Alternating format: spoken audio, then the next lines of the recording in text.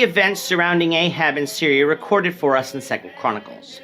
This is the question we seek to answer today as we continue our verse-by-verse study of the book of 2 Chronicles on Walking Through the Bible. Glory of His cross. Today we're going to be discussing 2 Chronicles chapter 18, verses 28 to 34. But before we do that, let's read the passage. If you have a Bible with you, turn to 2 Chronicles chapter 18, verse 28. But if you don't have a Bible, don't worry, just follow along with us on the screen. The version that we'll be reading from is the New King James Version. So 2 Chronicles chapter 18, beginning at verse 28. So the king of Israel and Jehoshaphat, the king of Judah, went up to Ramoth-Gilead. And the king of Israel said to Jehoshaphat, I will disguise myself and go into battle, so you put on your robes. So the king of Israel disguised himself, and they went into battle. Now the king of Syria had commanded the captains of the chariots who were with him, saying, Fight with no one small or great, but only with the king of Israel. So it was, when the captains of the chariots saw Jehoshaphat, that they said, It is the king of Israel. Therefore they surrounded him to attack. But Jehoshaphat cried out, and the Lord helped him, and God diverted them from him. For so it was, when the captains of the chariots saw that it was not the king of Israel, that they turned back from pursuing him. Now a certain man drew a bow at random, and struck the king of Israel between the joints of his armor. So he said to the driver of his chariot, Turn around and take me out of the battle, for I am wounded. The battle increased that day, and the king of Israel propped himself up in his chariot, facing the Syrians until evening. And about the time of sunset, he died. The context of 2 Chronicles 18 actually goes back to 1 Kings 20, where Ahab had made a treaty with Ben-Hadad, king of Syria. Ben-Hadad had reneged on this treaty, which would have had Syria return land on the east side of the Jordan back to Israel, and so Ahab wanted to go to battle in order to get it back. Because the Lord was not with Ahab, Ahab turned to Jehoshaphat, king of Judah, who had a larger army at that time than Ahab did. However, before going to battle, Jehoshaphat wanted to hear the word of the Lord on the matter. Ahab had over 400 prophets come before them and say that the Lord was with him, but Micaiah, an actual true prophet of God, told Ahab that these prophets had been given a lying spirit, when in actuality, if Ahab went to battle, Israel would lose the battle, and he would die. Now you might think that this type of message would get Jehoshaphat, a righteous king in Israel, to rethink his position, but for some unknown reason, perhaps due to Ahab being his son's father-in-law, Jehoshaphat continued to support Ahab going into battle. Micaiah was thrown into prison for speaking against the battle, and so Ahab and Jehoshaphat led their armies to battle in the plains of Ramoth-Gilead. On the screen now is a map showing us where this battle took place, which is on the east side of the Jordan River in what would be the tribal territory of Gad. Now, as we learned from past studies, the kings of that time actually led their armies into battle, and many times fought in battle. They would be seen as cowards if they did not do so.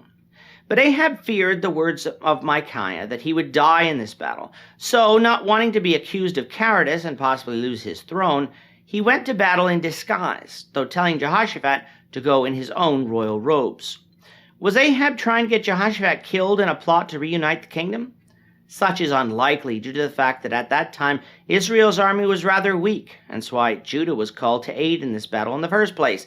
And in the fact that Judah didn't seem inclined at that time to be ruled by such a man as Ahab, having prospered under the reigns of righteous kings like Asa and Jehoshaphat for almost 60 years by this point.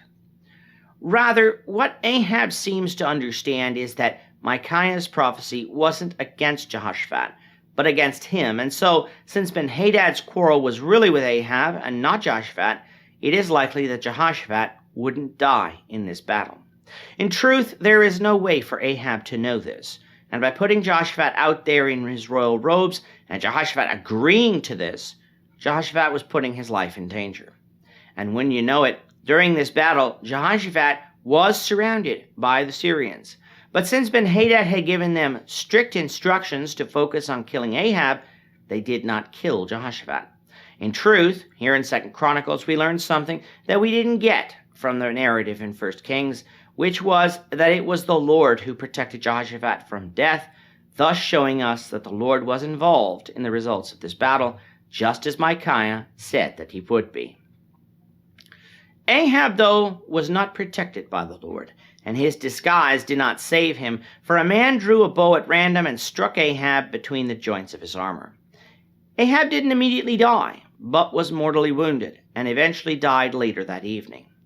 With all this now being done, I would like us to quickly ask the question, why is this battle recorded for us in 2 Chronicles? After all, the battle is not between Israel and Judah, but between Syria and Israel with Judah's help.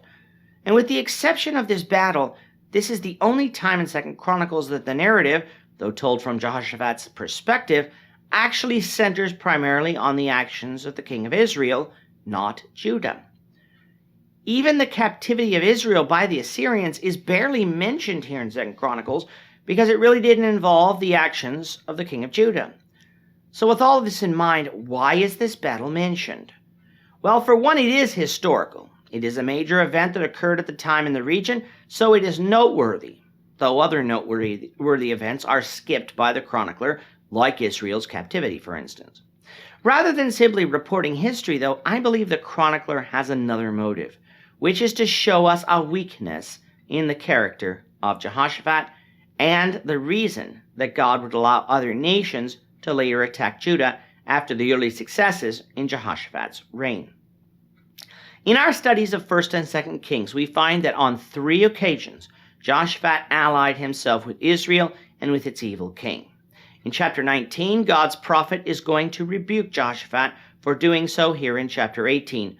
For why would Jehoshaphat ally himself with the wicked who hate the Lord? In order for this rebuke to make sense, the chronicler needed to really introduce us to this flaw in Jehoshaphat's character beforehand.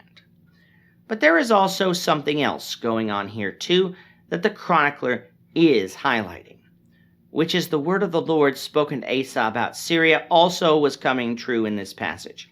Recall from chapter 16, some 30 years earlier, that Asa made a treaty with Ben-Hadad of Syria in order that he protect himself from Baasha of Israel. And recall how God chastised Asa for that move, saying that had Asa trusted in the Lord, Syria could have been destroyed along with Israel, but now Syria had escaped from Asa's hand. This is one of the consequences of Asa's actions here, for Judah was defeated along with Israel by the hand of the Syrian king, who by the way is a different Ben-Hadad in 2 Chronicles 18 than in 2 Chronicles 16. Thus the word of the Lord is accomplished yet again. So as we can see, there is ample reason for this narrative to be in 2 Chronicles, even if we have to dig a little deeper than simply the narrative itself.